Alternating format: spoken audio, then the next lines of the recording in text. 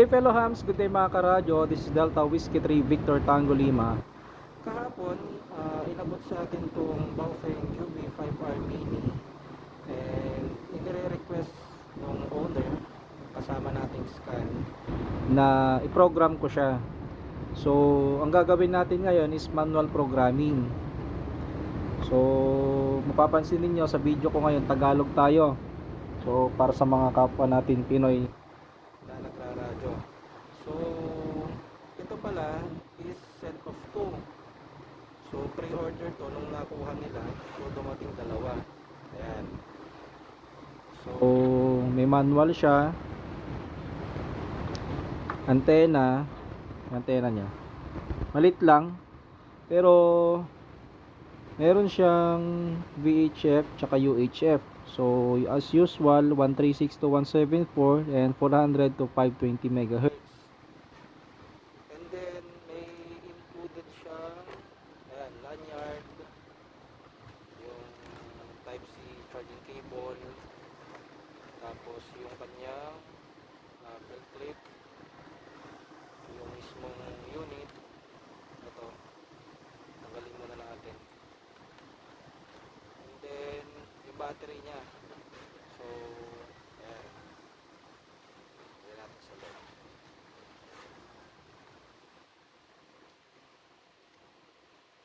Cute lang nito mga karadyo, ang liit. Ayan. Compare natin dun sa ito. Itong TID Radio H3. Ayan. Kita nyo? Mas maliit siya. Pero parang halos parehas lang. Battery is magkaiba. Although para silang Type-C. Ito natin itong Zastone natin. Zastone M8. Ayan. So mini talaga, maliit. Maliit talaga tong UV5R Mini. So ang sabi dito is UHF, VHF, analog amateur radio. Ibang babasa natin. So wala naman ng ibang nakalagay. So check muna natin yung battery. So slide. Ayan. So sabi is 1600 mAh. Kita ba? Ayan. 1600 mAh. So may model BL5R Mini. Ayan, 7.4 nominal voltage. Tapos yung unit M8 nakalagay. Hindi ko alam kung ano. So 5 watts. VHF, UHF. Not sure kung may airband to na. So ang request nila is manual programming or mag-install tayo ng frequency dito. Channel mode. So may nakalagay na channel mode. So Frequency mode. frequency mode. Channel mode. Frequency mode. So A and B, flashlight, quick scan. Ayan.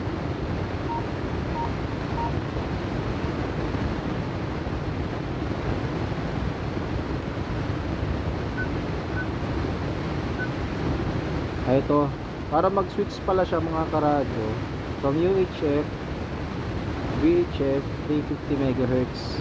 Ayan. So exit lang muna natin, long press. So ang liit talaga. So check natin menu. So meron tayong scan, radio set, program channel, wireless, CPS, Bluetooth siguro to, radio information. Ayan, is 12300. Firmware version niya is diba? Version 0.27. Hardware is version 1.7. Okay. Menu.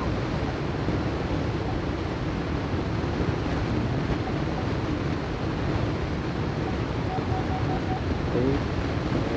Radio set. Okay, nakabukod yung for channel programming.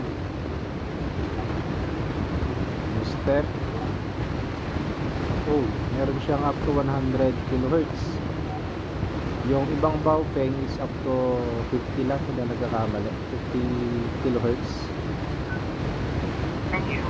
Okay. Scan ring.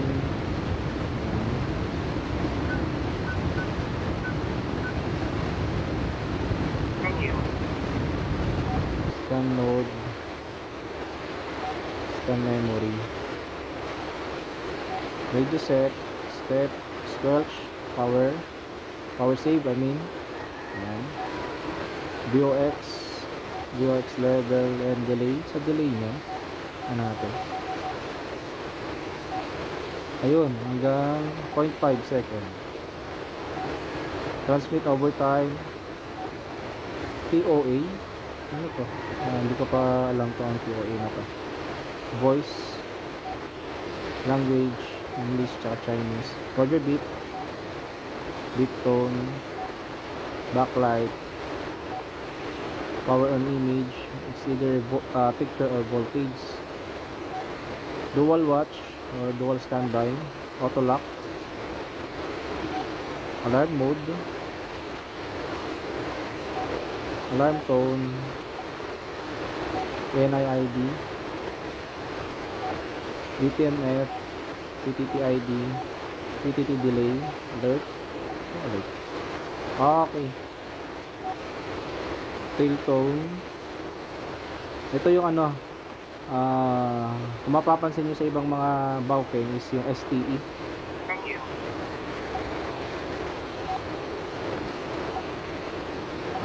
Press SK1. So ito. Menu. Medyo hassle lang. Ayan. Program channel. Delete muna natin yung nakalagay, yung naka-store. Ito, delete muna natin ito. So, magse-set tayo. So, ayan, naka VFO siya, no? Frequency mode. So, walang nakasave. Frequency mode. So, set muna tayo. So, for example, yung frequency ng Scan International dito sa Pilipinas, sa DULAND, di 145, 145,460. So, simplex lang siya. Menu. Program channel, frequency, tama, 145,460, okay. Confirm. Transmit power, high or low, set, bandwidth, CTCS, receive, DCS receive, CTCS transmit, DCS transmit, encryption, ano to? Scrambler, signaling code, channel modification, frequency name of channel, spin, DC lockout, offset direction, channel memory, channel delete. Ayan, so store natin sa 1. Confirm. Okay. Channel mode. 1,900 and menu. Delete natin yun. Confirm. Ayan, so 1. channel 1, okay na siya. Ganun lang kasimple. So, Menu. try na natin ng ano, RX frequency. Pwedeng dito. Next frequency natin is yung sa Civic o yung sa commercial use frequency ng scan dito sa Tarlac. 0, 0, 0. Okay, 146,275. 0, 0, 1, 4, 6, 2, 7, 5, 0, 0, 1, 6, 2, 7, 5. Pero may mali. So dito na lang tayo para hindi nakakalito. Frequency mode. Frequency mode muna tayo. 146,275.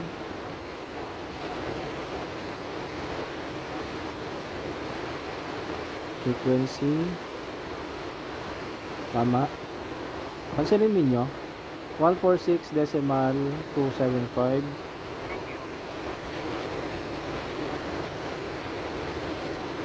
So wala naman siyang tone, so save lang natin. Channel memory is 2. Okay. Yung ginagamit namin isa is 446250.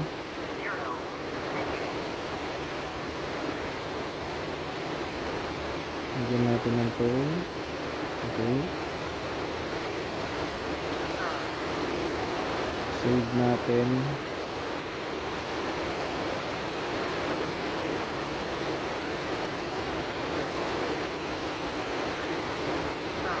Ito mga karadyo, check ninyo ha. Pag may CH na siya, ibig sabihin may naka-store ng frequency. Pag wala, meaning empty pa yan. Pwede nyo lagyan.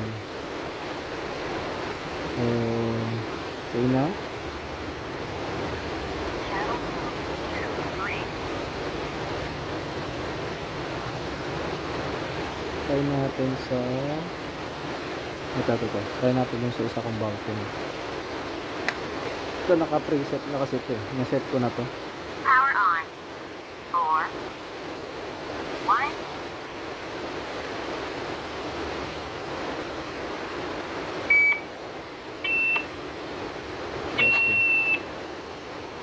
Testing. Testing. Bounce ha. Testing. Testing. So okay. So ito pala, dual PTT siya para sa UV82. Yan, PTT-A and PTT-B. So ganun lang kasimple mag-set. Okay. Ito natin dyan. So try natin ng ano, maglagay ng duplex. So try natin yung frequency ng sa LGU namin.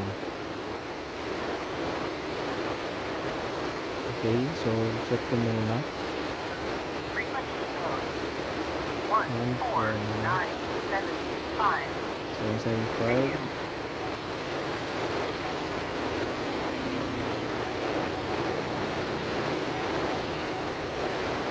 Offset. 0, 0. 6, 1, 0, 0. Confirm. So offset direction, hindi ko muna papakita. Confirm. Set lang din ako ng transmit CTCS niya. Confirm. Confirm. Confirm.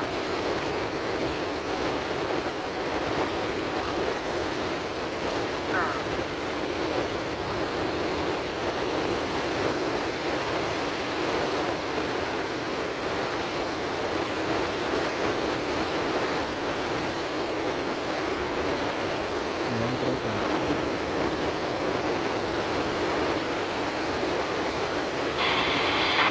Ayan. Dito ako dito. Ayan, dinig naman ninyo. Tapos may spread dito ko.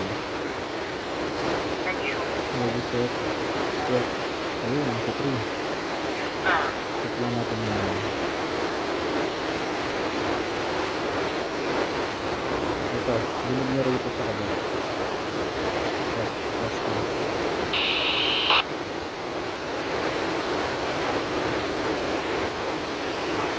Hindi lang ano.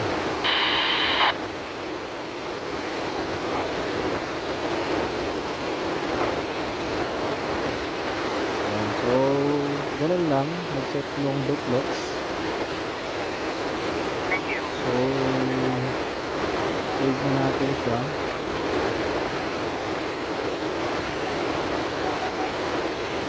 Confirm. Ito ba lalagay natin? So, yun lang muna. Ganun lang kasimple mag-set ng frequency ng channel sa Baofeng UV5R Mini. 73, mabuhay mga karadyo.